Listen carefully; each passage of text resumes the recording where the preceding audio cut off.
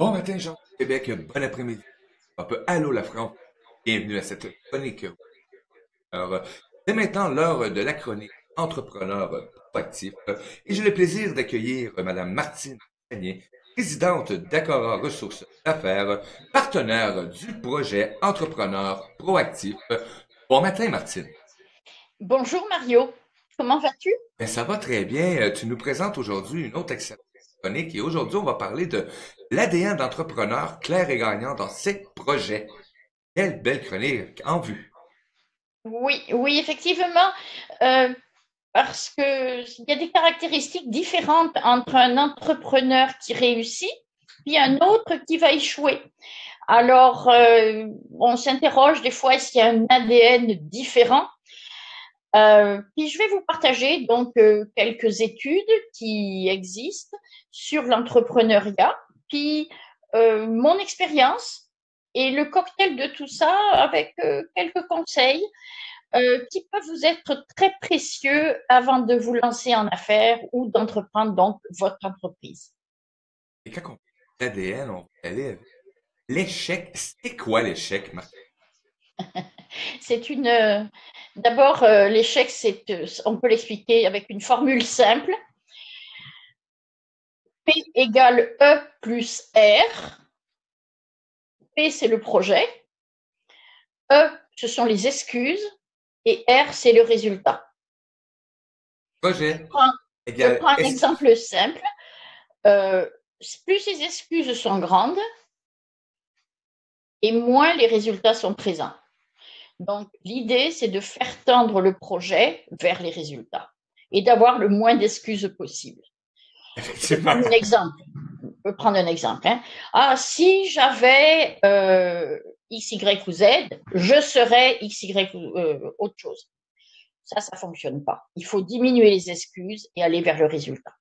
Donc, en d'autres termes, l'échec, ça peut être des revenus qui ne sont pas au rendez-vous. Donc, on a peur de manquer d'argent. On est à propos de son argent plutôt qu'à propos du projet. Ça peut être aussi parce que la vision n'est pas claire. Donc, on ne réussit pas nos résultats. On a un nuage là qui s'obscurcit, puis on n'y voit pas clair. On ne sait plus du tout où on en est. On ne voit pas clair sur la situation. Donc, on a la peur de manquer d'argent. On n'y voit pas clair où est-ce qu'on va aller. On a aussi des doutes qui peuvent être des freins là. Puis je prends l'exemple bien simple. Si on pédale sur un vélo pour remonter une côte, on est mieux de ne pas freiner dans la côte. Autrement, on ne va jamais y arriver. Oui, et on va saluer les gens qui sont avec nous, Martine, Jacques et Laurent qui sont avec nous. Jamais les amis, vous avez des commentaires, je sais pas pour les faire sur les chats. Ça va me faire plaisir de transmettre l'information à Martine pendant la chronique. Donc, Oui, on oui. a fait la solution mathématique et j'adore de la faire ça. Et ben, après l'échec, on a la réussite. Ouais aussi, parce qu'on a une formule aussi pour la réussite. Oui, mais je voudrais terminer encore sur Oui. l'échec parce que tu sais que l'échec, là, on est formaté, je dirais un petit peu là pour l'échec, la plupart des gens. Donc, quand on produit des efforts qui ne donnent pas de résultats, on a l'impression qu'on a un manque de chance, tu sais. Ah, Ah, ça aurait pu marcher, mais. Alors, les mais, là, c'est comme les excuses. Et puis, si on regarde l'électrocardiogramme de l'entreprise qui ne fonctionne pas, là, ben, c'est comme une mort économique. Tu sais, t'attends après l'échec, les paiements, là, t'attends après ce qui pourrait t'encourager. Et des fois, tu te disperses, tu vas faire des tas de choses en pensant que ça va marcher, puis ça marche pas dans ce cas-là. Donc, on dit, pierre qui roule n'amasse pas mousse. Si on se disperse, si on se distrait, si on n'est pas efficient, c'est focuser sur ce qui compte. Alors, on a la spirale infernale, trop peu de revenus, pas assez de résultats et surtout pas au bon moment. Alors, on arrive à des échecs, des faillites, et ça, c'est vraiment ce qu'on veut éviter dans cette vidéo. Éviter ce spectre de tout noir. Donc, pour répondre à ta question, la réussite, on l'a vu tout à l'heure, c'est quand nos projets donnent les résultats auxquels on s'attend. Donc, si on a l'impression tout simplement d'avoir la baraka, hein, je crois que c'est ça qu'on dit, d'avoir l'impression de produire des bons résultats, d'être au bon moment, au bon endroit, et puis que ce qu'on obtient est au-delà de nos attentes. Alors c'est magique vraiment, c'est transformateur même pour soi là. Donc on lance son projet, on le réalise, puis on accueille les résultats.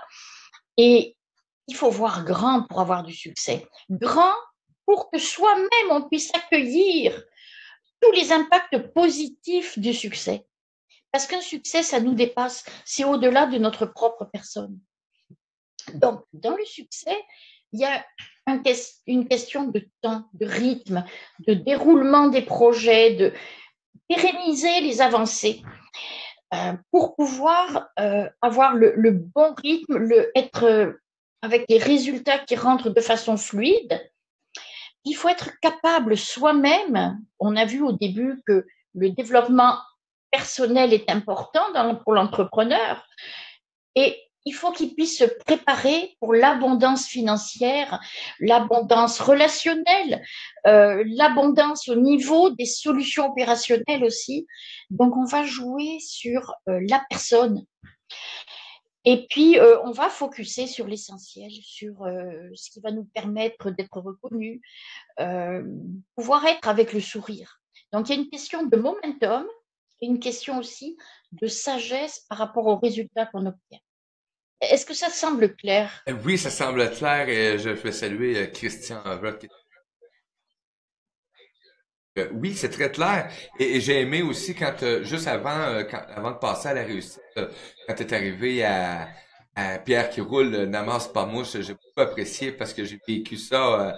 Ceux qui le savent, j'avais 25 000 projets toujours en même temps, mais il y en avait un qui me tenait à cœur, mais j'avais jamais le temps de tout donner ce que j'avais avec mon cœur et mon âme dans ce projet. Donc, et quand j'ai commencé à abandonner tous les autres projets parce que je pensais que tous les autres étaient pour m'amener un succès financier, pour me permettre de épanouir dans ce que je fais actuellement.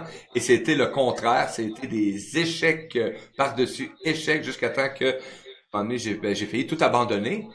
Je disais, il n'y a jamais rien qui va fonctionner. Quand j'ai gardé un projet, la clarté a commencé à arriver. Donc, merci. Et la C'est ça, c'est réussite, c'est magnifique. Mais aussi, Mario, ce que tu as fait avant, l'attitude que tu avais face à tout ça, cette faculté de te remettre en cause, tu vas voir que tu as l'ADN de l'entrepreneur, hein, dans ce qu'on va dire ensuite. ben, Fiu, merci. Donc, les amis, gênez-vous pas, vous avez des commentaires, ça va me faire plaisir de transmettre. Et là, on a parlé de la réussite. On a parlé, hein, P égale R, avec le potentiel. Et après ça, ben, tu vas nous apporter aussi des données pour amener du concret en pourcentage et en chiffres. L'échec, c'est quoi? L'ADN. Oui, c'est ça. Je m'appuie toujours sur des recherches ou des sondages qui sont faits avant d'apporter mon point là. Je m'appuie principalement là aujourd'hui sur une donnée de Ernst Young euh, qui a réalisé un échantillon sur presque 700 créateurs d'entreprises, exactement 685, et c'est assez récent. Et ce qui émerge de cette donnée d'entrepreneurs et de lauréats pour des prix entreprises, il y a 45% des créateurs d'entreprises qui l'ont créé après l'âge de 30 ans. Alors, pour tous les milléniaux, ceux qui ont 30 ans, oui, vous pouvez créer votre entreprise, mais pour ceux qui ont dépassé 30 ans, sachez que 45% des entrepreneurs ont plus que 30 ans quand ils démarrent leur entreprise. Ça m'encourage. Oui, oui, oui, absolument. Il n'y a pas d'âge pour s'arrêter. Puis je vous donnerai d'autres données techniques après. Alors, une autre donnée intéressante,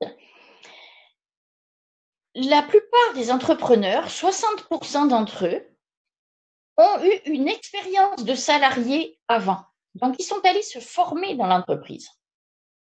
Et puis, ça leur a donné suffisamment de maturité pour se lancer après. Et on constate aussi que ceux qui démarrent des entreprises sont souvent des serial entrepreneurs. Ils entreprennent une entreprise, puis après une autre, et puis voilà, il y a des échecs, il y a des rebonds, mais C'est ça. Ils ont l'âme d'entreprendre. Hein. Donc voilà, ils trouvent des solutions innovantes à des problématiques aussi qu'ils rencontrent. Et ça, c'est très fort dans l'économie sociale. Il y a vraiment des entreprises à partir de je résous mes problèmes, et si j'ai le problème, ben les autres l'ont peut-être, puis je vais desservir cette communauté.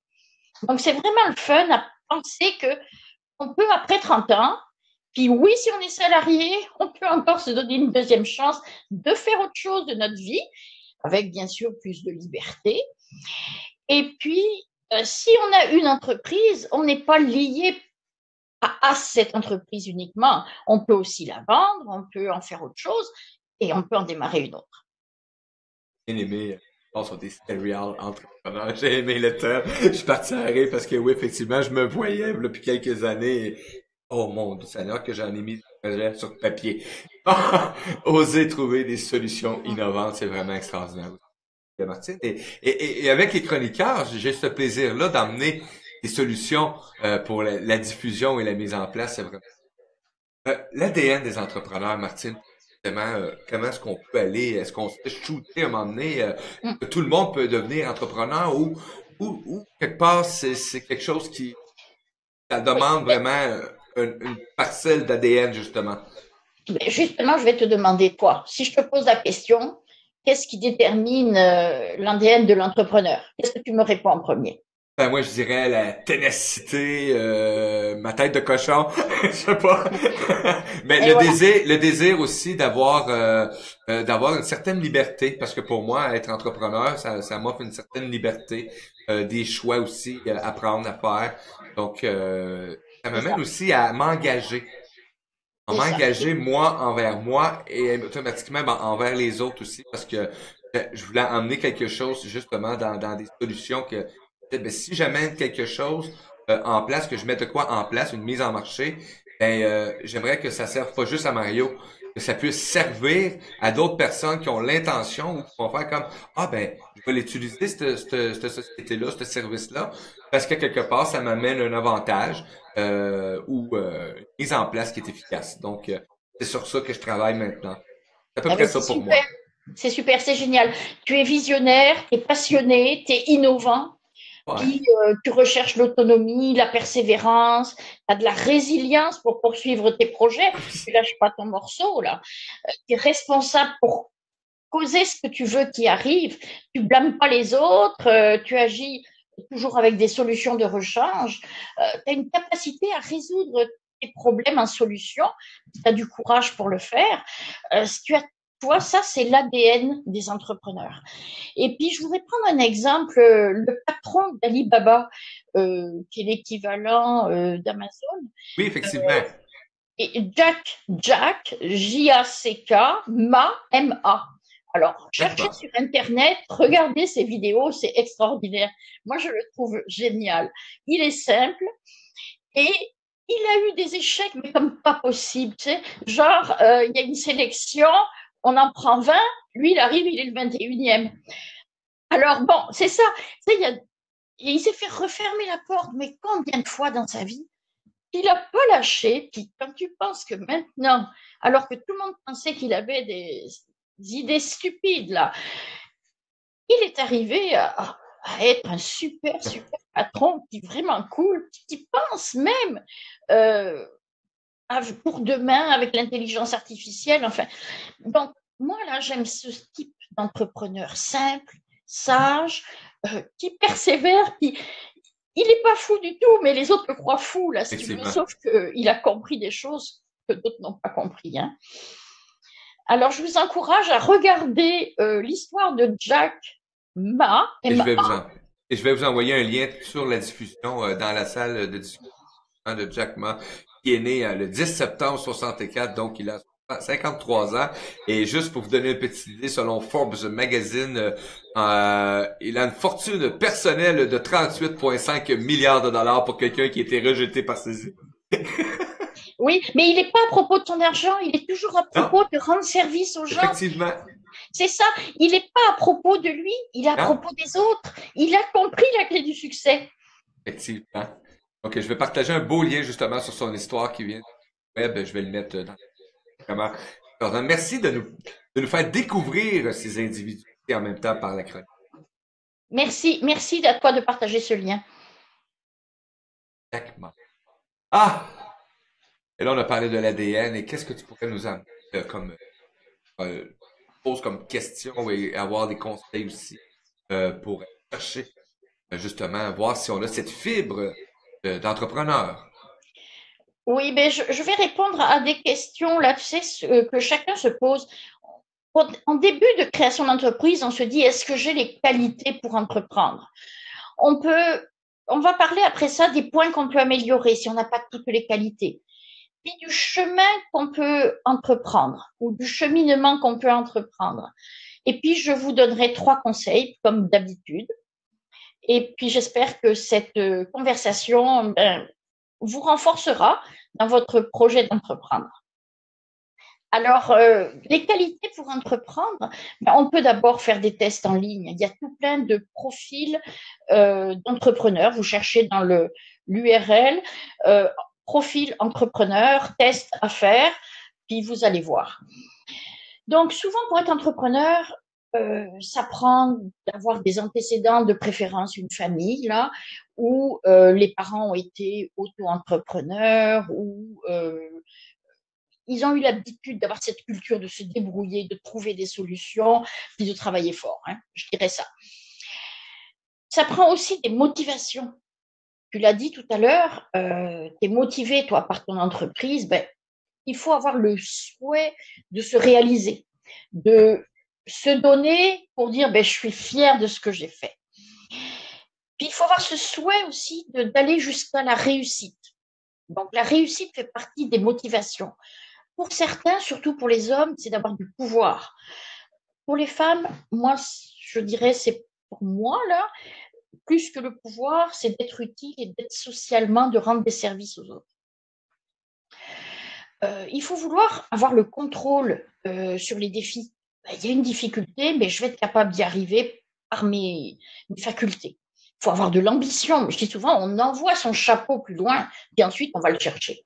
Donc, il faut prendre son chapeau puis l'envoyer comme un frisbee, là. Et puis, il faut être autonome, avoir aimé la liberté, ne pas, parce que quand on est entrepreneur, il n'y a pas quelqu'un qui nous dit va puncher à 8 heures. Non, si tu veux te lever à 5 heures et commencer à travailler, tu le fais. Donc, il y a ce souhait d'être capable de concilier aussi avec la reconnaissance, avec la réputation. Souvent, c'est bien mêlé, hein. On voit des hommes d'affaires qui ont eu leur réputation récemment perturbée juste en une rumeur ou un article. Oui. Waouh! Et là, ça fait réfléchir, hein. Si tu es vraiment entrepreneur jusqu'au bout, tu as prévu aussi les plans B dans ces situations. Et on a vu que certains avaient prévu les plans B pour pouvoir réussir. Donc, ils avaient vraiment la qualité d'entreprendre. Ensuite, on a vu donc les antécédents peuvent aider, la motivation, c'est intérieur, hein, c'est interne, la motivation, c'est à l'intérieur de nous. Mais il y a aussi les aptitudes qu'on peut avoir, la confiance en soi qui vont venir influencer notre besoin d'entreprendre et notre capacité à réussir. Il faut être aussi enthousiaste. Si on ne croit pas soi-même en ce qu'on met en place, oublions ça là. Il faut être persévérant, tu l'as dit, y avoir de la détermination, mais il faut aussi être capable de composer avec l'ambiguïté, avec le stress. Parfois, on va mixer peut-être une dose d'intuition ou de flair pour réussir. Mais en tous les cas, les entrepreneurs se distinguent par leur créativité, leur imagination. Alors, on a ce bagage en arrière-plan d'antécédents, de motivation, d'aptitude, qui on a aussi des attitudes qui vont venir influencer notre ADN d'entrepreneur. Est-ce qu'on est bon à prendre des risques? Est-ce qu'on prend des initiatives? Est-ce qu'on prend les rênes de notre destinée? Est-ce qu'on saisit la chance ou l'opportunité quand elle se présente? Des fois, là, moi, j'ai vu des entrepreneurs, même moi au début, je dirais, il y avait des choses qui se présentaient à moi, je n'étais même pas capable d'aller les prendre parce que je n'étais pas assez opportune, parce que je n'étais pas prête, tout simplement. Donc, ça prend un temps de préparation pour aussi être à l'aise avec l'argent. Au début, moi, c'était difficile, alors que je suis une très, très bonne vendeuse, là, d'aller chercher de l'argent pour moi. Waouh, j'avais jamais pensé à ça au début. Effectivement, Donc, non, comment c'est je compte? clairement. Et maintenant, j'ai du plaisir quand l'argent rentre, mais pour l'argent, pas pour l'argent, mais j'avoue que c'est ça, on change. Euh, on l'attire, tu sais, c'est ça. On devient un aimant à succès au fur et à mesure où on a compris comment ça fonctionne.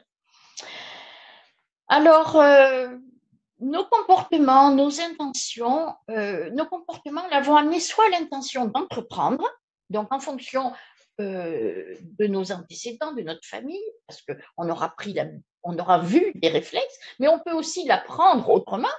On aura nos propres motivations qui vont nous pousser, puis on a nos aptitudes d'être confiants, de créer aussi ce qu'on veut obtenir, puis nos attitudes qui vont tout ça converger pour qu'on pose les actions qui vont nous amener au succès, soit pour avoir l'intention de créer une entreprise et la créer réellement, soit pour l'abandonner. C'est un comportement possible. Mais si on veut entreprendre, il faut avoir un minimum de toutes ces qualités. Oh, quelle belle définition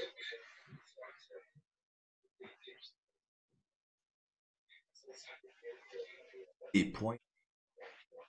Oui. Pour savoir, ben, je le sais, souvent, on a des points à améliorer. Donc, j'ai des choses à faire pour améliorer. Et là, moi, j'en ai un exemple devant moi. J'ai Martine Chanier. Hein, parce que Martine pourrait effectivement m'aider, moi, à améliorer beaucoup de points. Oui. Écoute, on est là pour s'entraider, hein, Mario. Mais écoute, justement, quand tu fais ton profil en ligne, mettons, hein, si tu choisis cette option ou si tu choisis d'évaluer toi-même, hein, au regard de tous les éléments que j'ai apportés, de te faire une cote sur 1 à 5, où est-ce que je me situe, puis tu regardes tes points forts, tes points faibles. Si par exemple tu manques de confiance en toi, bon, je dis tu, mais ça peut être n'importe qui écoute. Hein, et ben là, c'est de se dire qui va m'aider à avoir plus de confiance en moi, puis de penser à ce qu'on doit améliorer comme point, soit par la formation continue, soit par le coaching, soit se faire un cercle de co-développement autogéré, où on a d'autres partenaires en affaires, des travailleurs autonomes ou auto-entrepreneurs, et puis où on réfléchit en équipe comment on peut progresser. Euh, Moi, je dis souvent qu'il ne faut pas négliger la formation continue, les pairs ou les gens en qui on a confiance et qui vont nous amener à réaliser notre projet. Il faut aussi, à mon sens, tenir une main courante ou un budget, là, tu sais, le bullet journal, où on note les choses. On note les choses pour savoir exactement, euh, On a tout. oui, et puis notre moral à l'intérieur, comment il est. Pas uniquement les choses à faire, mais aussi l'intention qu'on a dans la journée. Est-ce qu'aujourd'hui, je suis inarrêtable? Est-ce qu'aujourd'hui, unstoppable, vouloir accomplir jusqu'au bout, déterminé à réussir? Est-ce qu'aujourd'hui, je mets un contexte d'écouter l'autre pour de l'or? Tout ce qui va me dire, ça va être waouh, il y a du bon là-dedans. Alors, on peut se mettre des contextes différents. J'en parlerai dans d'autres chroniques. Mais c'est important d'avoir une trace écrite autre que la to-do list, la liste des choses à faire. Ah oui. Oui, il y a des choses à faire, puis il y a des outils pour être plus fin dans ce qu'on doit faire. Tu sais, euh, répartir des activités d'organisation, des activités de gestion, des activités de commerce, de vente, de marketing, d'autres de formation. Il faut vraiment balayer plusieurs rubriques pour être sûr que notre to-do list, elle est équilibrée. Alors, bon, on fait ça, to-do list, je veux dire liste de choses à faire. Hein. Effectivement. excuse mon français. J'aurais Donc, dit la même chose, j'aurais dit to-do list aussi parce que je sais pas, liste de choses à faire, effectivement. Mais moi aussi, voilà. j'utilise to-do list. Alors, bon, on a notre main courante, notre Bujo, là, bullet Oui. journal, et on note les choses et on les regarde en retour, là. Qu'est-ce que j'ai accompli cette semaine?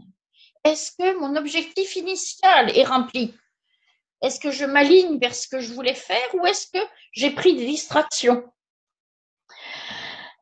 Un autre outil que je trouve mais très simple et qui vaut son pesant d'or. Vous prenez une feuille de papier, vous mettez une colonne, ce que je veux.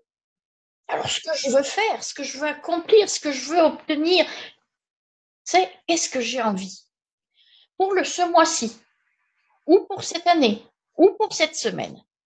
Et ensuite, vous faites une deuxième colonne, vous mettez ce que je fais, c'est-à-dire les moyens que je déploie. Je veux obtenir 3 clients. Qu'est-ce que je fais pour obtenir mes 3 clients? Voilà. Est-ce que j'ai posé les bonnes actions pour aller les chercher? Et ensuite, qu'est-ce que j'obtiens? Alors, j'ai prospecté, mettons, 10 personnes. Qu'est-ce que j'ai obtenu en résultat? Est-ce que j'ai obtenu des oui pour plus tard? Est-ce que j'ai obtenu des non, pas besoin? Est-ce que j'ai obtenu des oui, j'ai besoin d'autre chose? Réfléchissons à ce qu'on obtient et améliorons comme ça nos résultats.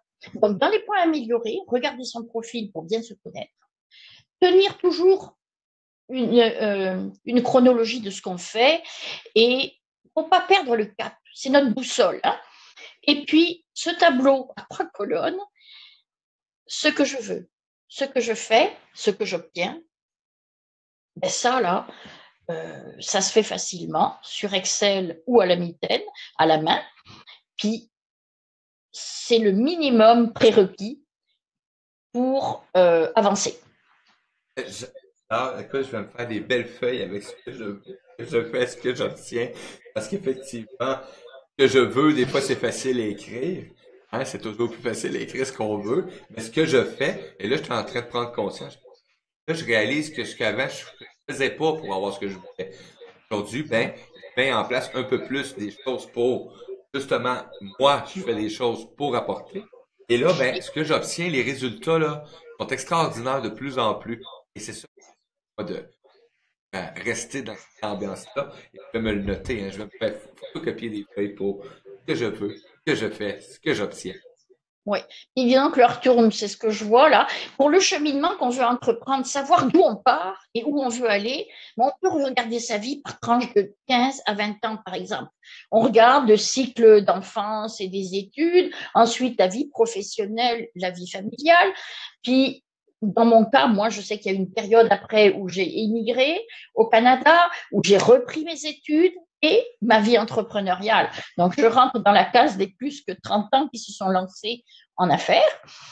Et si on prend une moyenne de vie de 82 ans, ben, ça veut dire que si on multiplie par 365 jours, euh, on va avoir en tout, si je fais la multiplication, bon, je ne l'ai pas en tête, hein, je l'avais calculé hier, mais on déduit notre âge et on va avoir le nombre de jours qu'on peut vivre à la limite. Donc ça, c'est une manière de réduire notre projet en journée. Si on sait qu'on a 30 ans, on a, mettons, 19 345 jours qui nous restent par rapport à cette moyenne.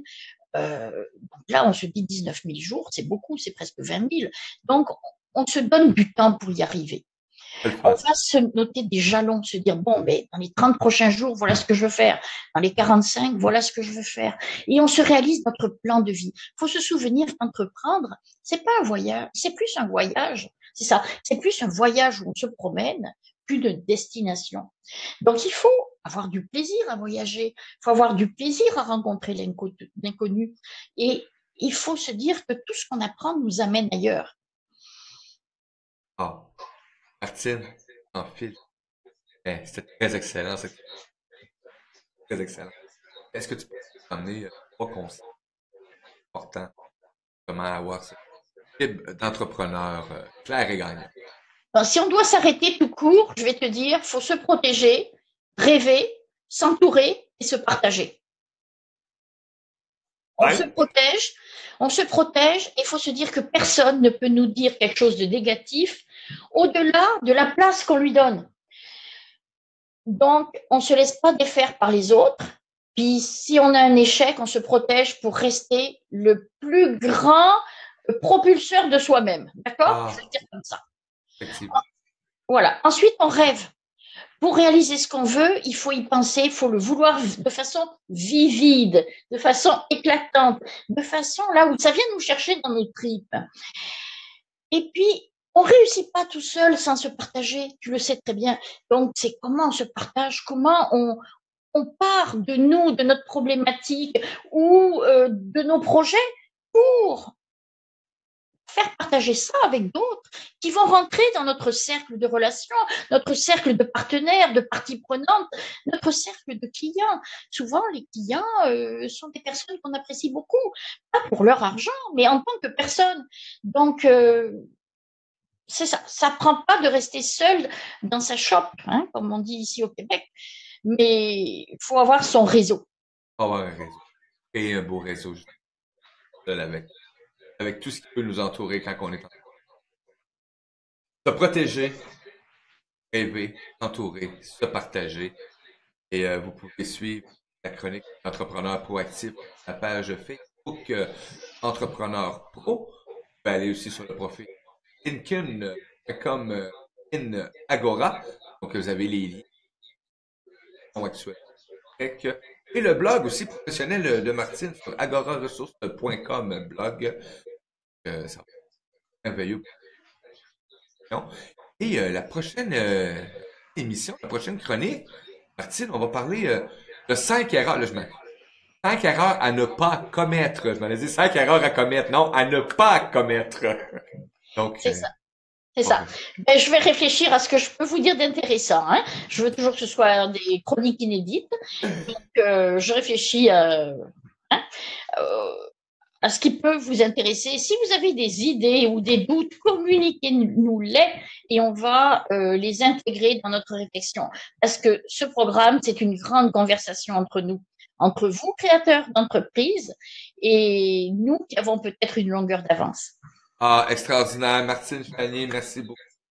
Le plaisir lors de cette chronique d'entrepreneur proactif. Martine, présidente d'Agora Ressources Affaires et partenaire et porteuse du projet entrepreneur proactif. Donc, merci pour cette excellente chronique. Pascal Portelli qui lève un pouce dans les airs. Donc, chronique. Donc, je vous invite à nous suivre. Même heure, même poste sur la page Entrepreneur Proactif et sur Web Télé Les Voix du Cœur. Martine. Merci, merci Mario.